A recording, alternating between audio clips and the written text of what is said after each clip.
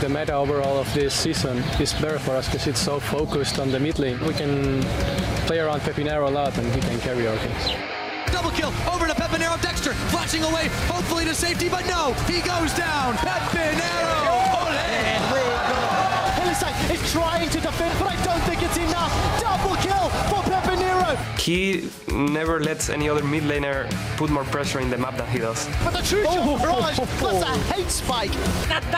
He had sick damage, he was doing sick plays, so I think we're gonna have to watch out for Peppi. His Astral, yeah, he's pretty disgusting. True shot barrage nearly takes down Freddy and Fox. Sí que es verdad que veo otros medios que juegan un poco a conformarse con la línea y no morir, ¿sabes? Pero es que a mí eso un poco me aburre. Nice, very nice, Peppi. Basically, Peppi 1v9 or it's FF.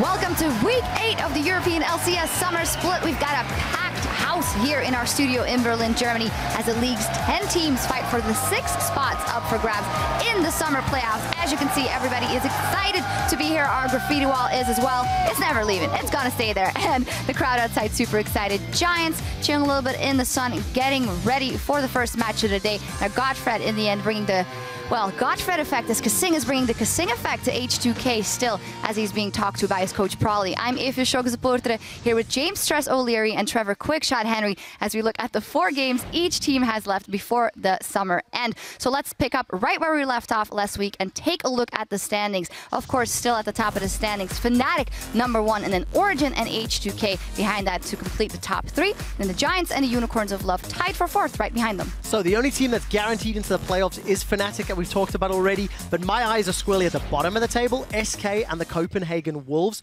both battling for 9th. It's still not mathematically impossible for the Wolves to make it into playoffs, though it's highly unlikely. I'm interested to see whether or not Copenhagen Wolves can pull out some surprise last-minute wins to maybe climb into 9th and knock SK to automatic relegation. It will take a monstrous effort, though. And definitely. Well, we'll see. It's all about those playoff spots, so let's take a look at the hypothetical bracket, or actually the bracket is going to stay, but the teams are going to get filled in. Fnatic, of course, the only team that is locked in their spot as they are locked in first. And in OG, they have to hang on to second if they want to keep theirs. And after second, the third place team right now is H2K. If they can hold back the Giants and the Unicorns of Love and some of the other contenders there, they will face the 6th place team.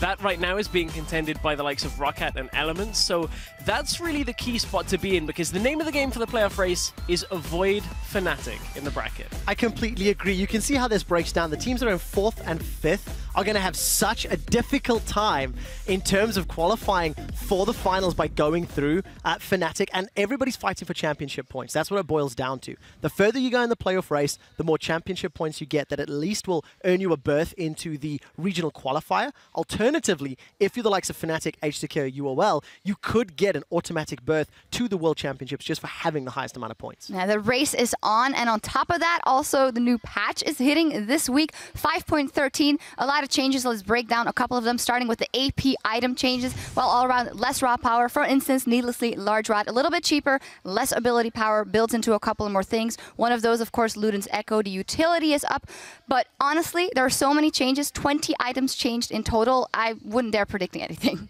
It's really difficult to, because we saw some Challenger games where not a lot changed, but one big thing that did shine through is just how much more powerful Rumble could become, at least from a numbers perspective, and we know how many players play him on the LCS stage. Right, and to carry on with the item point, one of the items that did get changed in the jungle this time, Devourer. We're not expecting a whole bunch of Devourer play, but it's the attack speed-based jungle item. Now is going to give bonus on-hit effects when you have stacked it up to be the sated Devourer, and you get the Ghost Dog following you around. Other change that is kind of important and will affect a lot of games, slows no longer stack. So this means high mobility champions are going to be more difficult to lock down, and actually the value of hard crowd control goes considerably up. Yeah, it really does. Tom Kench is on this patch, not enabled.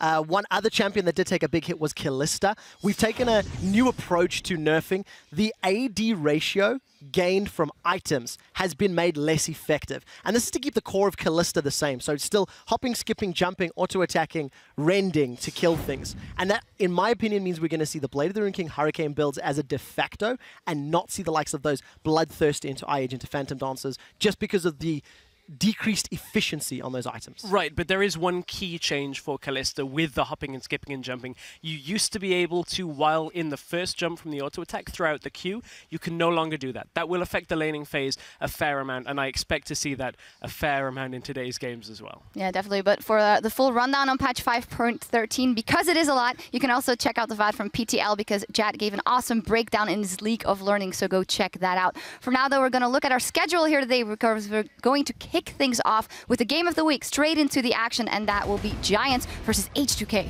And this could determine playoff seeding. For H2K, they need to stop the slide. 1-5 in the last 3 weeks. Yeah, that was the first game, very important one at that, but they are all very important with the eyes on the playoffs. One of those also Copenhagen Wolves versus Elements, as you mentioned, so incredibly important for the both of them. Fnatic versus Roccat is our last game of the day. All around, a lot of action to be done here. Now, with so much on the line as we close in on the postseason, we also want to get your thoughts. Hop on Twitter and tell us, who do you think will grab a last-minute seat at the playoffs and why, guys? I'm jumping in first. I think Elements.